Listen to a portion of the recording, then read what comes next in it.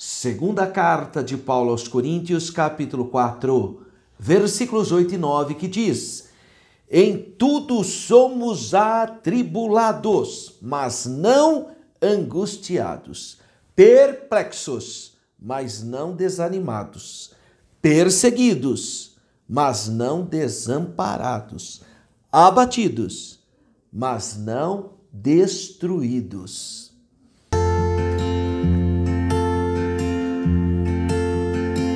A paz do Senhor, meu querido irmão, aluno, professor, pastor, dirigente de congregação, líderes do círculo de oração, todos que amam a escola bíblica dominical. Aula de número 10. Quando os pais sepultam seus filhos.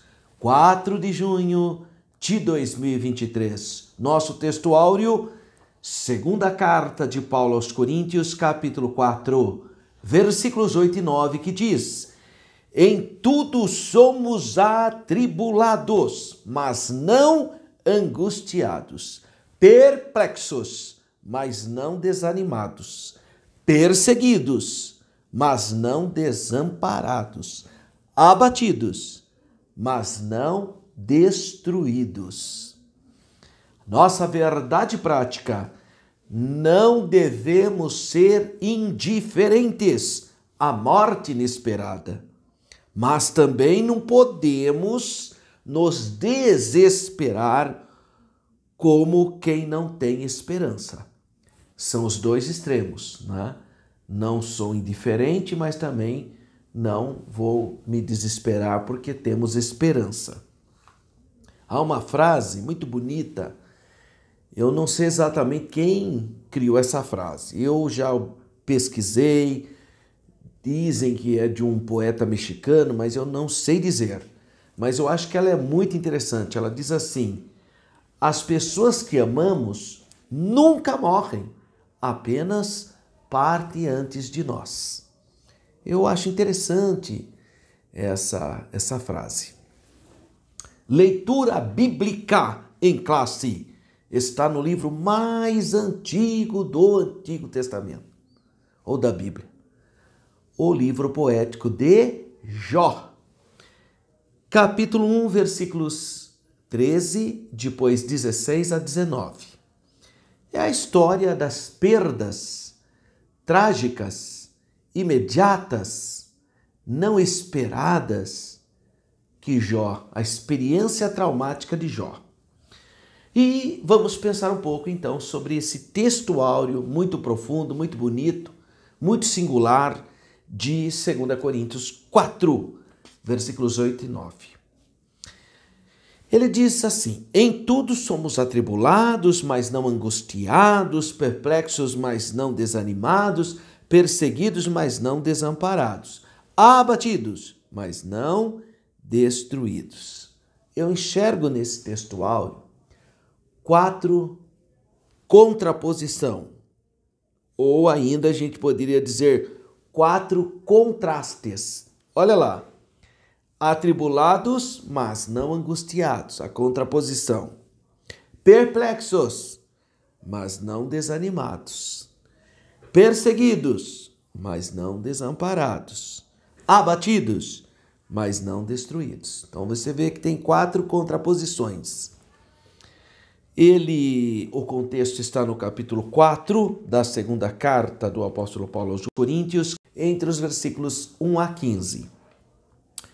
Quando Paulo expressa que o assunto mais relevante, mais importante, o texto áureo do seu ministério é, sem dúvida alguma, o Senhor Jesus Cristo, o Verbo que se fez carne.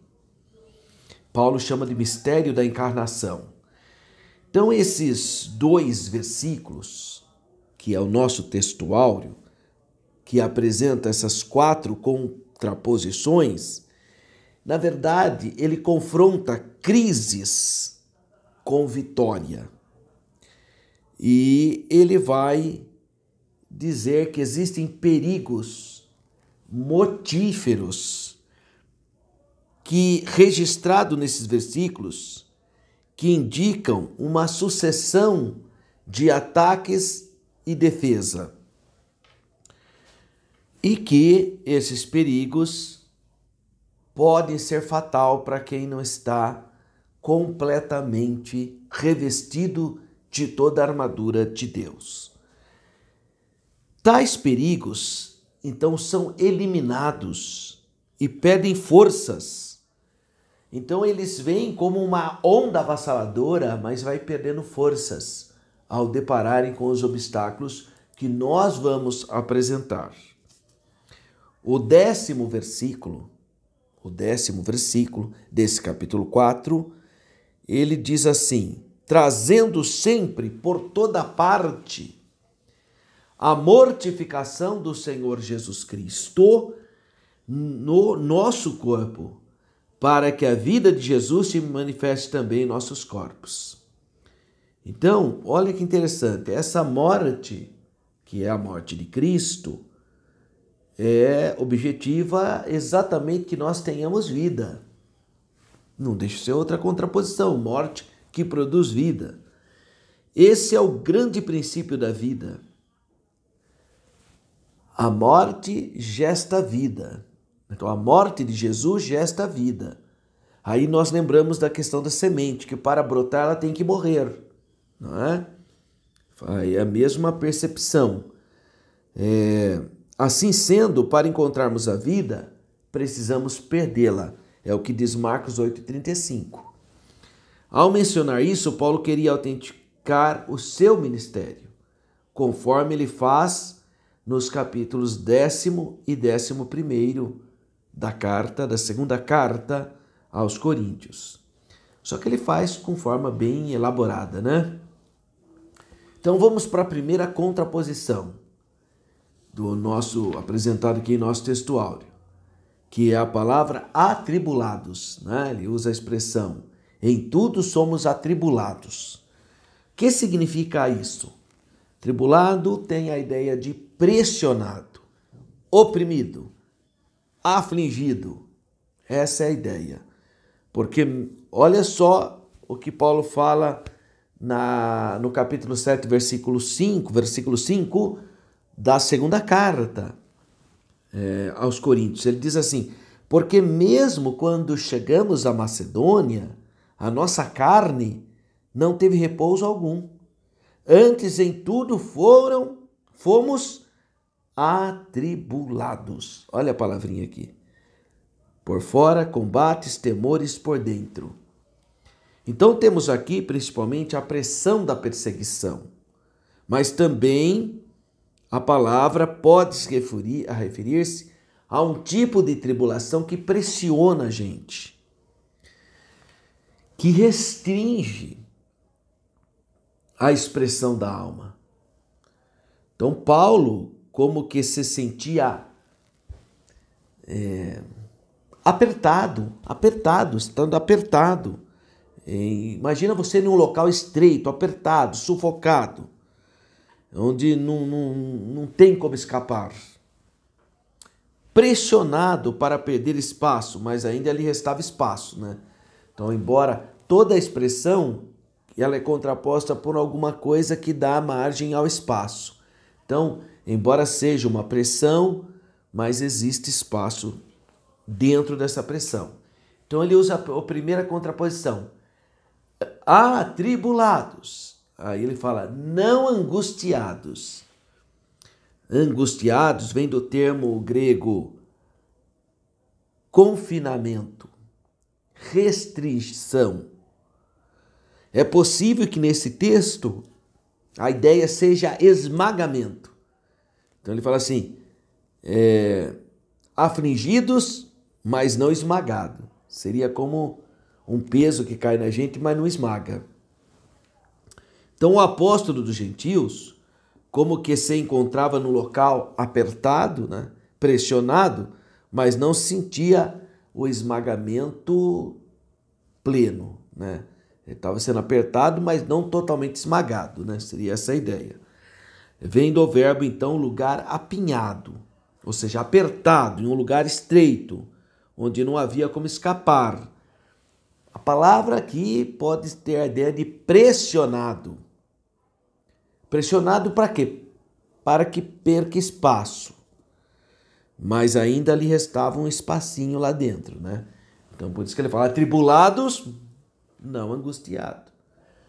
Pressionado, mas não esmagado. Seria mais ou menos isso. Aí a segunda contraposição, perplexos. O que é?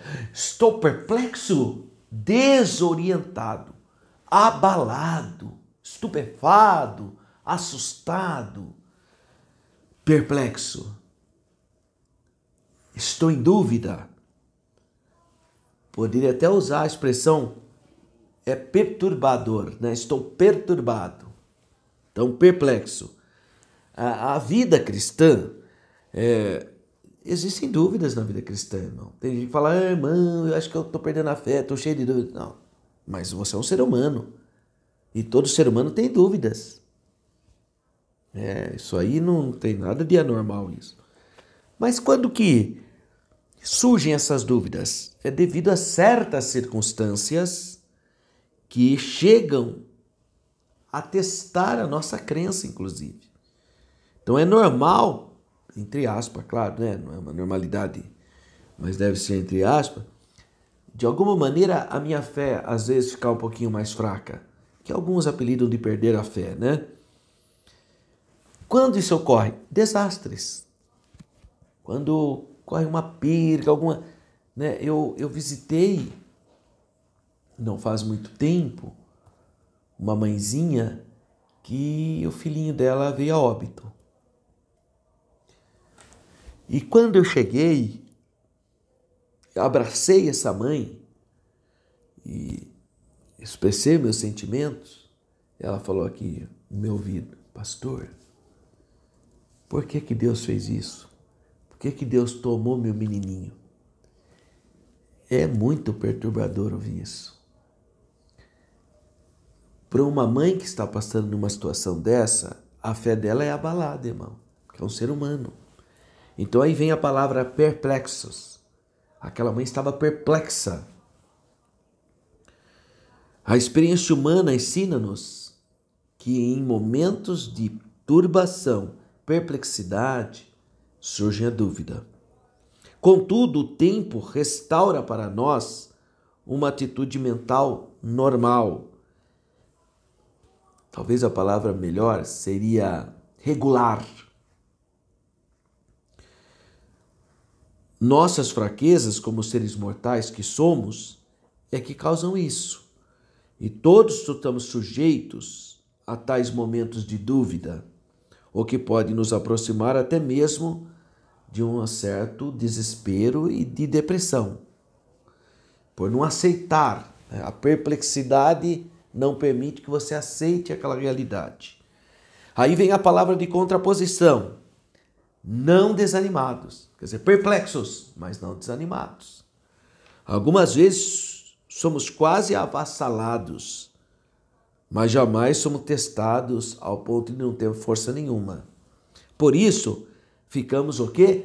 Perplexos, mas não totalmente perplexos.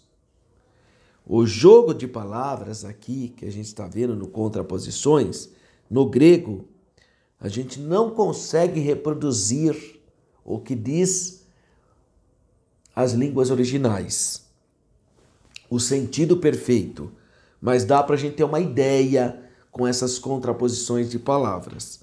Para nós, a luz pode ser apagada, mas sempre haverá luz suficiente para caminharmos, para andarmos, para não perder a direção. Então, perplexos, mas não desanimados. Vamos para a terceira contraposição. Perseguidos, excluídos, expulsos, caçados. Então, para entender a oposição do mundo com o Evangelho, Paulo sofrerá ameaças mortais na Ásia Menor, em Éfeso, por exemplo, ao ponto de ter ele desesperado da sobrevivência. Você pode ler os trechos como Coríntios 10:10, 11:23, mostra situações drásticas de perseguição. Em Filipos mesmo, ele foi chicoteado, foi colocado na prisão inferior, foi colocado ali naquele tronco, né? Um sofrimento de perseguição terrível. Mas as perseguições, elas sempre foram violentas, né? O apóstolo Paulo, ele foi taxado pelos seus próprios irmãos judeus de blasfemo, né? De herege, e até mesmo pelos cristãos legalistas, né? Até mesmo crente que tinha essa fraqueza, porque Paulo, ele é o apóstolo dos gentios e, sem dúvida alguma, ele fez o enfrentamento, porque a igreja era a maioria judaica no primeiro momento. Então a única diferença é que ela aceitava Jesus como Salvador, mas aqueles costumes judeus que identificam o judaísmo estava presente. Aí quando o evangelho foi para os gentios, tinha irmãos judeus que queriam impor a guarda de sábado, carne de porco, não comer carne de porco, queriam impor aqueles usos e costumes dos judeus. Paulo falou, não senhor, só isso são dos judeus, agora os gentios não. Os gentios crê no Senhor Jesus Cristo, será salvo tu e a tua casa. Então Paulo fez o enfrentamento e também por isso ele foi perseguido pelos crentes judaizantes, pelos crentes judeus. Então ele fala aqui a terceira, contraposição, perseguidos. Paulo foi perseguido pelos judeus, pelos irmãos judaizantes, foi perseguido pelo mundo, pelo paganismo, né? Aqui em 2 Timóteo 4,17, Paulo diz, mas o Senhor me assistiu e me revestiu de forças. Com frequência, Paulo foi perseguido no campo de batalha, mas sempre sobreviveu para combater. Paulo tinha convicção da sua chamada. Paulo tinha a chamada de Deus. Eu sempre faço essa comparação. Você vê na igreja, você tem pessoas que são voluntárias, a maioria são voluntárias. Elas não recebem, elas fazem tudo voluntariamente. Só que o voluntário, ele faz quando dá, né? Nós precisamos de voluntário, a gente agradece todos os voluntários, mas ele faz quando dá, né, irmão? Se der tempo, ele faz. O bom na igreja são aqueles que têm chamada, porque as pessoas que têm chamada, elas se desdobram, elas fazem além do que o voluntário faz, porque ele tem chamada de Deus. A contraposição é não desamparados, perseguidos, mas não desamparados. Em outras palavras, não esquecidos, não abandonados, não deixados para trás. Então, perseguido, mas não deixado para trás. Ou seja, não desamparados. Então, isso é lindo, né? Pensar que Cristo não nos deixa ficar para trás. E a última e quarta contraposição é abatidos, mas não destruídos. Abatidos, no sentido de lançar por terra. Derrubados. O apóstolo Paulo perdeu muitas batalhas espirituais, irmão. Porque tem gente que lê a Bíblia e pensa que o apóstolo Paulo só foi vitorioso, só venceu. Não, irmão. Ele teve situações difíceis também, né? Ele perdeu muitas batalhas. Mas ele sabia que era um perdedor. Mas jamais lutou para obter a vitória na luta inteira. Com frequência foi derrubado por seus adversários, mas jamais recebeu o golpe de morte. A sua situação, com frequência, era desesperadora, mas nunca a ponto de tornar-se definitiva. Por isso, abatidos, mas não destruídos. Não destruídos, não totalmente arruinados, né? Paulo, muito provavelmente, se referiu aqui à morte física mesmo. Talvez também tenha querido indicar o fim definitivo de sua eficácia. Suas perseguições e perdas nunca o levaram a uma situação extrema da morte física. Embora ele tenha sido apedrejado, quase foi morto pelos judeus, né? Claro que são metáforas, né? Vários intérpretes têm pensado que Paulo é aqui indicado por alguma forma de metáfora. Alguns estudiosos supõem que a luta que está aqui em foco de forma velada. A luta, né? Outros pensam que a ideia é de um soldado em conflito aberto com o inimigo por detrás das muitas afirmações feitas pelo apóstolo. Então temos aqui a comparação de um combate que é derrubado realmente por seu antagonista no conflito e que só espera o golpe da morte. E talvez o sentido seja também o de alguém que foi agarrado e lançado em terra em meio à fuga, embora não tenha sido golpeado totalmente. Mas a última contraposição, ou a quarta, é essa: abatido, mas não destruído. Então o apóstolo Paulo, com esses versículos, parece que ele fala assim no sentido de um soldado, né? Porque todo mundo conhecia a excelência dos romanos na área militar. Por isso se faz muita analogia com essa ideia. O certo é que nos 4 pares de particípios antitéticos, ele descreve a sua condição. Em toda direção estou pressionado, duramente, mas não avassalado. Estou perplexo, mas não levado ao total desespero. Sou perseguido, mas não abandono a fé. Muitas vezes sou derrubado, como que por uma flecha, mas não destruído. Olha que lindo. Então são 4 contraposições que permeiam o nosso textuário. A introdução da nossa lição. O assunto é sobre o patriarca Jó, que era um homem próspero, íntegro, piedoso, tinha uma família linda, feliz e desfrutava de uma segurança razoável. Sua esposa era uma mulher delicada, dedicada à sua casa, e tudo parecia dentro da mais perfeita normalidade. Até que a tragédia familiar se abateu sobre a casa dele. Nessa lição, então, nós vamos ter a oportunidade de refletirmos a respeito da morte dos filhos de Jó e como a família do patriarca passou por essa tragédia. Vamos ver a experiência dos pais sepultarem os filhos. Talvez seja a experiência mais dolorosa da vida humana. E vamos ver o consolo que a palavra de Deus nos traz. Então, o primeiro tópico dessa lição é a família de Jó. 1.1, quem era Jó? Jó era um patriarca que nasceu no norte da Arábia. Na Arábia aqui eu não estou me referindo a um país chamado Arábia Saudita, não é isso. A Arábia Saudita é um país moderno, irmão. Tá? Ele conseguiu a independência da Inglaterra depois do Acordo Picot de 1917 para frente, com a revolta, né?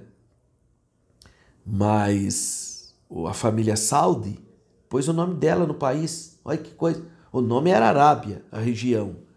Aí a família Saudi fez a revolução, juntamente com os ingleses, se libertaram do Império Otomano e posteriormente conseguiram a independência formando o Reino da Arábia Saudita. Mas Saudita é o sobrenome da família Saudi. Então a família colocou o sobrenome dela. Olha que situação. Então, nós entendemos que essa terra de Uz possivelmente seja o norte da Arábia, mas isso aqui é meio especulativo, né? Por quê? Que a gente não sabe exatamente onde é esse local. É um local possivelmente no norte da Arábia. Qual é o período desse livro? Esse livro tem quase 3.000 anos de idade. Ele foi escrito por volta de 2800 a.C. Então tem mais, né? Tem quase 5.000 anos. Tá? Naquele tempo, a longevidade humana era maior que a atual. Talvez o que explica Jó viver 140 anos, como diz no livro de Jó 42:16. Mas especificamente ele nasceu depois do dilúvio e tornou-se um homem rico e próspero. Esses elementos se encontram no próprio livro de Jó. Seu caráter santo foi testemunhado pelo próprio Deus, que ele era um homem sincero, reto, justo, temente a Deus e que se desviava do mal. Então, essas características de Jó. 1.2, a esposa de Jó. Tudo o que se sabe a respeito da esposa de Jó é o que está no capítulo 2 do livro de Jó. Não tem nada além disso. Sabe que ela ganhou fama de uma mulher ambiciosa, né? E que viveu um período muito difícil, né? Com a perda dos filhos, dos recursos do marido, e vê o marido numa situação muito angustiante. Ela aconselhou o marido a abandonar tudo e morrer. Ela achou que tinha acabado. Ainda Jó foi vítima de feridas, né, no corpo. E a esposa sofria, né? Mas não abandonou o patriarca, né? Mesmo com essa situação. No seu desespero, a sua fé foi afetada, a ponto de levá-la a declarar que o seu marido devia amaldiçoar a Deus e morrer. Está em Jó 2,9. É o desespero de um ser humano, né? Ela teve 10 filhos com Jó. E como não se deixou influenciar pela própria desesperada, pela atitude, pela proposta, né? Pelo conselho desesperado da esposa, Jó suportou tudo até que Deus revirasse aquela condição. 1.3. Os filhos de Ló, aliás, os filhos de Jó. Jó estava atento ao modo de viver de seus filhos. Como nós sabemos disso? Ele orava de madrugada. E ele fala na oração dele, para Deus ter misericórdia, que pode ser que algum dos seus filhos tivesse cometido alguma coisa equivocada, né? Ou pecaminosa. Então, o resuminho desse primeiro capítulo ou desse primeiro tema, Jó era um homem bem-sucedido, era casado e tinha muitos filhos. Em todas as áreas, o patriarca era próspero. 2. Lidando com a morte dentro da família. 2.1. Jó e sua esposa foram surpreendidos pela morte dos filhos.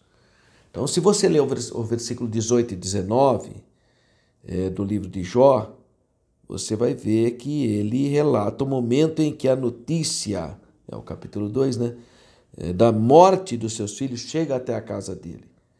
Quando tudo parecia normal, regular, tranquilo, a morte o surpreendeu. Todos os seus filhos morreram, porque eles estavam comemorando, fazendo uma festa. Então eles estavam juntos. Deus não nos criou para morrer, irmãos. De jeito nenhum. Deus nos criou para que tivéssemos vida. Mas o pecado, né, é a origem da morte. Assim todos ficamos perplexos diante da morte. E principalmente quando envolve alguém próximo de nós. Quando é alguém próximo de nós, a gente fica abalado. Fica abalado. Então não temos domínio sobre a morte. Entretanto, a nossa confiança está em Jesus. E por causa da sua ressurreição, podemos afirmar que a morte não nos reterá na sepultura, mas servirá de meio para adentrar a vida eterna com o nosso Salvador. Então, 2.2. Razões para a tristeza do luto de Jó e de sua mulher. De certo modo, Jó tinha uma família abençoada, né?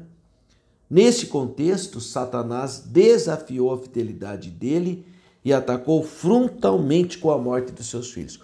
Qual é a tese de Satanás? A tese de Satanás é o seguinte: Jó só é fiel porque ele é interesseiro. Na cabeça de Satanás, você que está me ouvindo, só é fiel a Deus porque você tem interesse. Se tirar o seu interesse, você perde a fé. Essa é a tese de Satanás. Jó é fiel a Deus porque ele tem interesse, porque ele é rico, tem uma família bonita, tem tudo de bom. Então por isso que ele é fiel a Deus. Tira dele. Tira a família, tira os recursos, vamos ver se ele vai ser fiel. Essa era a tese de Satanás. Razões para a tristeza do luto de Jó e de sua mulher. De certo modo, Jó tinha uma família feliz. Nesse contexto, Satanás então desafiou a fidelidade do patriarca. A Bíblia não fala do sepultamento dos filhos de Jó, mas certamente ele aconteceu. É importante ressaltar que uma perda como essa vai trazer muita tristeza, podendo gestar numa depressão. A tristeza e o choro passaram a fazer parte da família de Jó. Aquela família outrora feliz, festiva, alegre, passou a ter pranto. 2.3. Fidelidade ao Senhor em meio à dor. Então, o capítulo 1 de Jó mostra a reação do patriarca diante da notícia trágica da morte dos seus filhos. Ele rasgou o manto, raspou a cabeça, lançou em terra e adorou a Deus. Jó 1:20. Não é incrível isso? Ele teve um monte de perdas. O que naturalmente as pessoas fazem? Blasfêmiam, se revoltam, porque é um momento de crise. Jó não. Jó adorou a Deus. Incrivelmente, ele adorou a Deus.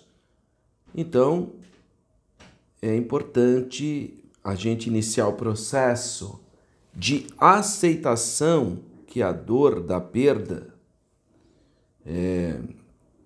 venha a ocorrer, né? Não adianta negar, não adianta ser negacionista frente a uma realidade traumática. O ideal é fazer um enfrentamento. Por isso o patriarca pode dizer em atitude de adoração. O que ele vai dizer? Jó 1:21. No saí do ventre de minha mãe e no tornarei para lá. Retornarei. O Senhor deu e o Senhor tomou. Bendito seja o nome do Senhor. Veja que expressão de fé. Ainda o texto bíblico diz que Jó em tudo não pecou, nem atribuiu a Deus falta alguma. Então, resuminho do tópico 2. Jó e sua esposa foram surpreendidos pela morte de seus filhos e tiveram que viver esse momento de dor, esse momento difícil. E o tópico 3 da nossa lição, da nossa pré-aula, os cristãos e o luto. 3.1. Nunca culpe a Deus pelas tragédias na sua vida. Não é muito difícil de, nos momentos de perdas inesperadas, de conflitos, de situações atípicas, o ser humano se desesperar e passar a blasfemiar contra Deus. Não é isso que aprendemos com Jó. O patriarca nos ensina a viver a confiança em Deus, mesmo nos momentos delicados de morte inesperada, de perdas irreparáveis. Nem sempre saberemos o motivo da morte. A gente não pode pôr um ponto de interrogação onde Deus pôs um ponto final. Nem sempre nós sabemos o motivo. O que aconteceu para que uma pessoa tão amada estivesse sujeito a isso. Há mistérios na vida que a gente não consegue desvendar aqui na Terra. Não tem jeito. O próprio livro de Jó não revela por que os seres humanos sofrem. Ele não revela isso. O que o livro nos ensina e encoraja é suportar o sofrimento com paciência, chamando o fiel aos caminhos do Senhor durante o difícil processo do caminhar em meio ao sofrimento imerecido. Haverá o dia em que tudo estará patente diante dos olhos do Senhor. 3.2. Vivendo o luto.